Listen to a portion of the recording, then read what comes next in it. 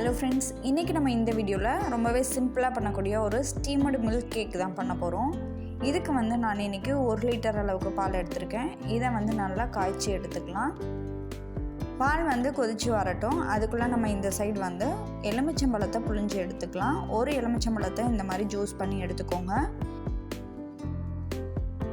இது கூட 3 table spoon அளவுக்கு தண்ணி சேர்த்து மிக்ஸ் பண்ணி எடுத்து வச்சிடலாம். பாலை அப்போதைக்கப்போ நல்லா கிளறி விட்டுக்கோங்க. ஆடை பிடிக்காமல் பார்த்துக்கோங்க. இப்போ பாருங்கள், பால் நல்லா கொதிச்சிருச்சு. இந்த சமயத்தில் நம்ம எடுத்து வச்சுருந்த லெமன் ஜூஸை இதில் சேர்த்து நல்லா மிக்ஸ் பண்ணிக்கலாம். இதிலேருந்து தண்ணி நல்லா பிரிஞ்சு வந்தவுடனே அடுப்பை ஆஃப் பண்ணிடுங்க. அதே மாதிரியே லெமன் ஜூஸ் சேர்க்கும் போது அடுப்பை சிம்மில் வச்சுட்டு சேருங்க. இப்போ இதில் இருக்க தண்ணியை நம்ம நல்லா வடித்து எடுத்துக்கலாம். இப்போ பார்த்திங்கன்னா நம்மளோட பன்னீர் தனியாக ரெடி ஆகிடுச்சு. இதில் கொஞ்சம் நார்மல் தண்ணியை ஊற்றி நம்ம அலசி எடுத்துக்கலாம். ஒரு 2 டைம் இல்லைனா 3 டைம் நல்லா கழுவிக்கோங்க. அப்போ தான் நம்ம ஊற்றின லெமன் ஜூஸோட வாசனை, அதோட புளிப்புத்தன்மையெல்லாம் வெளியில் போகும். நான் ஒரு 2 டைம் நல்லா அலசிட்டேன். இப்போ இதை நல்லா இறுக்கி புழிஞ்சிட்டு ஒரு அரை மணி நேரம் அப்படியே வச்சுருங்க. இதில் இருக்க எக்ஸஸ் வாட்டர்லாம் ரிமூவ் ஆகட்டும். அடுத்ததான் நம்ம எந்த பாத்திரத்தில் வேக வைக்க போகிறோமோ அந்த பாத்திரத்தில் அடியிலையும் சைட்லேயும் நெய் அப்ளை பண்ணிக்கலாம். அப்போ தான் நமக்கு பீஸ் போட்டு எடுக்கும் போது ஈஸியாக வரும். அடுத்ததாக ஒரு மிக்ஸி ஜாரில் 1/4 கப் அளவுக்கு சர்க்கரை சேர்த்துக்கோங்க. அது கூடவே 2 அல்லது 3 ஏலக்காயை சேர்த்து நல்லா அரைச்சி எடுத்துக்கலாம். இப்போ பார்த்திங்கன்னா நம்மளோட பன்னீரில் இருக்க தண்ணியெல்லாம் நல்லா வடைஞ்சி சூப்பராக கெட்டியாக ரெடி ஆகிடுச்சு. இதை நம்ம நல்லா பிசைஞ்சு உதிர்த்து விட்டுக்கலாம். இந்த மாதிரி உதிர்த்து விட்ட பிறகு இதில் நம்ம பவுடர் பண்ணி வச்சுருக்க சர்க்கரையை சேர்த்து நல்லா பிசைஞ்சுக்கோங்க. இது நல்ல ஒரு திக்கான பேஸ்ட் மாதிரி நம்ம ரெடி பண்ணிக்கலாம்.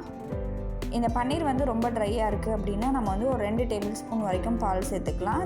நமக்கு எந்த அளவுக்கு தேவைப்படுமோ பார்த்துட்டு ஊற்றிக்கோங்க. 1 டேபிள் ஸ்பூன் அப்படி இல்லைனா 2 டேபிள் ஸ்பூன் வரைக்கும் தான் தேவைப்படும். அதுக்கு மேலே தேவைப்படாது. இப்போ பாருங்கள், இந்த அளவுக்கு நல்லா ஒரு பேஸ்ட் மாதிரி ரெடி பண்ணிக்கோங்க. இதை நெய் அப்ளை பண்ணி வச்சுருந்த பாத்திரத்தில் சேர்த்து நல்லா ஃப்ளாட் பண்ணி ஈவனாக பண்ணி எடுத்துக்கோங்க. மேலே கொஞ்சமாக நட்ஸ் தூவிக்கலாம். நான் இன்றைக்கி ஒரு 5-6 பிஸ்தாவை இந்த மாதிரி துருவி எடுத்திருக்கேன். இதை மேலே கொஞ்சமாக போட்டுக்கோங்க. இதை நம்ம அப்படியே வேக வச்சு எடுத்துடலாம். நான் இன்றைக்கி எலக்ட்ரிக் ரைஸ் குக்கரில் தான் இதை வேக வைக்க போகிறேன். இந்த ரைஸ் குக்கரில் 200 ml அளவுக்கு தண்ணியை சேர்த்துக்கோங்க. இதை ஸ்டீம் அப்படின்ற ஆப்ஷனில் வச்சுட்டு இதை மூடி வச்சிடலாம். தண்ணி நல்லா கொதிக்க ஆரம்பித்த பிறகு நம்ம ரெடி பண்ணி வச்சுருக்க பன்னீரை இதில் போட்டு ஒரு 15 நிமிஷம் வேக வச்சு எடுத்துக்கலாம். இந்த எலக்ட்ரிக் ரைஸ் குக்கர் அகாரோ பிராண்ட்லேருந்து தான். இதோட கெப்பாசிட்டி பார்த்திங்கன்னா 5 லிட்டர். இந்த ரைஸ் குக்கரோட லிங்க் நான் டிஸ்கிரிப்ஷனில் கொடுத்துருக்கேன். வேணுன்றவங்க செக் பண்ணிக்கோங்க. இப்போ பாருங்கள், நம்மளோட மில்க் கேக் சூப்பராக ரெடி ஆகிடுச்சு. இது கொஞ்சம் நல்லா ஆறின பிறகு இதை இந்த மாதிரி கட் பண்ணிக்கோங்க.